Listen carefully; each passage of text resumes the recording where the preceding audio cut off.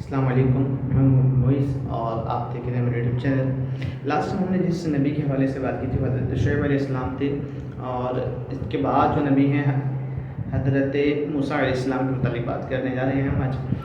کافی عرصے پہلے مصر میں ایک بادشاہ گزرا ہے جس کا نام فرعون تھا۔ اپنے اوپر بہت زیادہ ظلم کیا کرتا تھا، تو اللہ تبارک و تعالیٰ نے ان کو اس کے ظلم سے بچانے کے لیے اور ان کو آزادی کے لیے اور ان کو ہدایت کے لیے ایک نبی بھیجے جن کا نام حضرت موسیٰ علیہ السلام تھا۔ فرعون کے دربار میں جو نجومی موجود تھے انہوں نے کہا بھئی ہمیں ایسا لگ رہا ہے کہ آنے والے وقت میں ایک بچہ پیدا ہوگا جو تمہاری حکومت کو برباد کر دے گا۔ تو اس کو ایک ٹینشن ہونے لگی، اس نے کہا بھئی سارے بچوں جو بھی اب بچے پیدا ہوں گے، جو لڑکے پیدا ہوں گے ان سب کو مار دیا جائے، لڑکیوں کو چھوڑ دیا جائے۔ تو ایسے ہی ہونے لگا، اس نے کافی سارے بچوں کو مار دیا۔ حضرت موسیٰ علیہ السلام کی جب والدہ کو حمل ٹھہرا، ان کو جب اندازہ ہوا کہ ولادت ہونے والی ہے، تو وہ گھبرا گئی اس بات پہ کہ ایسا نہ ہو کہ میرا جو بچہ ہو اس کو بھی مار دیا جائے۔ تو جب حضرت موسیٰ علیہ السلام دیسی دنیا میں تشریف لاتے تو وہ گھبرا کر حضرت موسیٰ علیہ السلام کو ایک صندوق میں ڈالتی ہیں اور دریا میں روانہ کر دیتی ہیں، اور وہ نہر میں روانہ کر دیتی ہیں۔ اور وہ جو نہر ہے وہ فرعون کے دربار کی طرف جا رہی تھی۔ اب وہ اس بات سے ٹینشن میں تھی کہ پتہ نہیں کیا ہوگا، کہاں جائے گا یہ باکس۔ تو انہوں نے اپنے ساتھ جو تھی ایک اور ان کو کہا کہ بھائی اس باکس کے پیچھے پیچھے جائیں، آپ دیکھیں کہاں جا رہی ہے۔ تو وہ پیچھے پیچھے جاتی ہیں، وہ دیکھتی ہیں کہ باکس ایک فرعون کے دربار کے نزدیک پہنچتا ہے، تو فرعون کی جو وائف ہے وہ وہاں پر موجود ہیں۔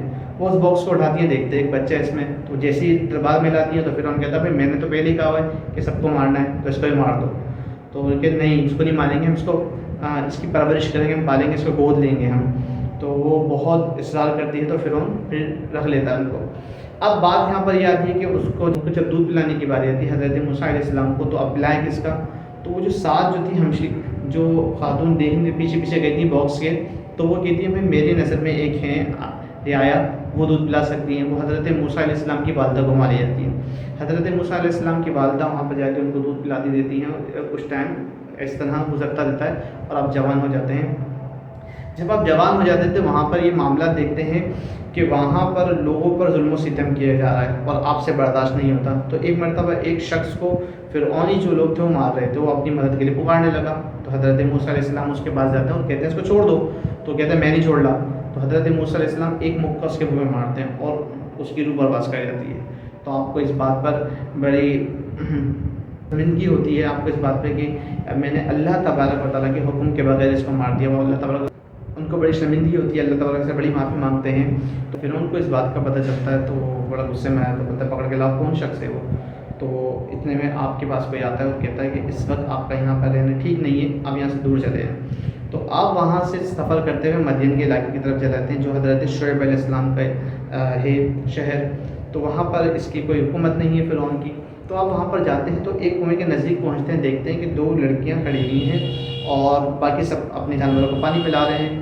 تو وہ لڑکیاں کھڑی ہوئی ہیں، وہ دور کھڑی ہیں اور باقی سب اپنے جانوروں کو پانی پلا رہے ہیں۔ تو ان سے پوچھتے ہیں کہ بھائی آپ کیوں پانی نہیں پلا رہی ہیں؟ تو کہتے ہیں ہمارا کوئی بھائی نہیں ہے اور بابا ہمارے گھر پہ وہ بوڑھے ہو چکے ہیں، تو اب یہ ہٹیں گے تو ہم پانی پلائیں گے۔ تو حضرت موسیٰ علیہ السلام کو اس بات پر بڑا شدید غصہ آتا ہے اور وہ جانور لیتے ہیں اور جا کے ان کے پانی پلا کے آ جاتے ہیں۔ وہ جیسے ہی گھر جاتی ہیں، گھر جا کے بتاتی ہیں پاپا کو کہ بابا یہاں پر بھی کوئی ایک ایسا شخص ہے جو بہت زیادہ نیک اور صاف دل ہے۔ تو حضرت شعیب علیہ السلام حضرت موسیٰ علیہ السلام کو اپنے گھر بلاتے ہیں اور کہتے ہیں کہ تم میرے پاس کام کرتے رہو اور 8 سے 10 سال کا ٹائم پیریڈ میرے پاس گزارو اور پھر میں اپنی بیٹی کی تمہیں شادی کرا دوں گا۔ تو اسی طرح ہوتا ہے، آپ وہاں پر 8 سے 10 سال گزارتے کام کرتے ہیں، تو حضرت شعیب علیہ السلام کی بیٹی سے حضرت موسیٰ علیہ السلام کا نکاح ہو جاتا ہے۔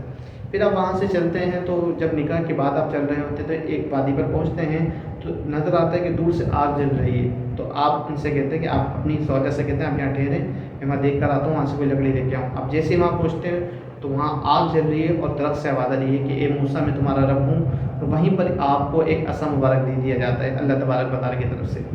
تو آپ ریٹرن جب واپس وہاں پر پہنچتے ہیں مصر کے علاقے میں جہاں پر فرعون کی حکومت تھی، وہاں پر پہنچتے ہیں تو وہاں پر جو عصا آپ کے پاس ہے، آپ اس کو عصا کو اللہ تبارک و تعالیٰ کے حکم سے زمین پہ پھینکتے ہیں تو وہ اژدہا بن جاتا ہے۔ تو لوگ اس بات پہ مانتے نہیں ہیں، وہ بولتے ہیں بھائی یہ جادوگر ہے، جادوگر ہے۔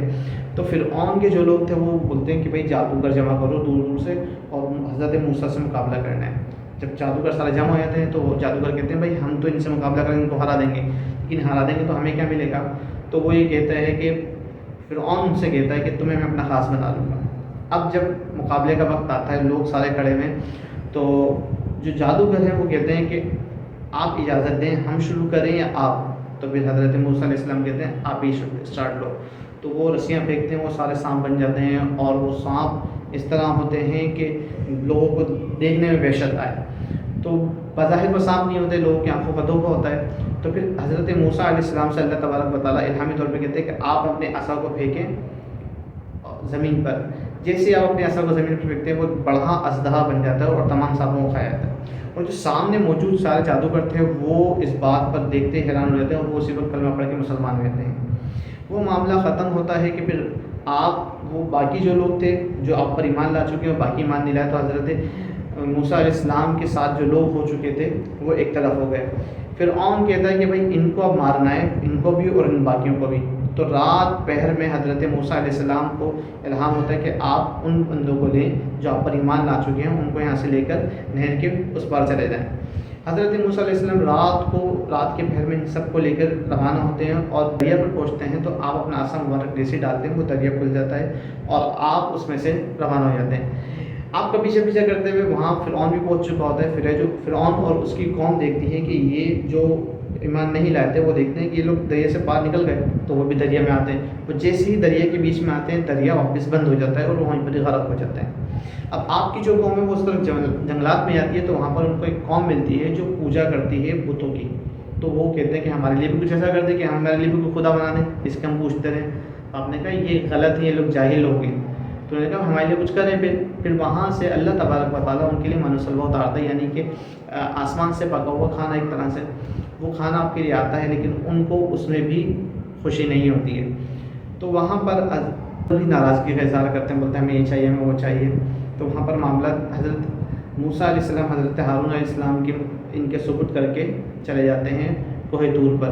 वहाँ जाकर आपको तौरेत मिलती है और आप जब 40 दिन के बाद आते हैं तो देखते हैं कि ये तमाम के तमाम किस में खुदबाजी में लग चुके हैं। इन्होंने एक सोने की गाय बनाई है जिसकी पूजा कर रहे हैं, जो अल्लाह तबारक जो इनको बहुत बुरा लगता है।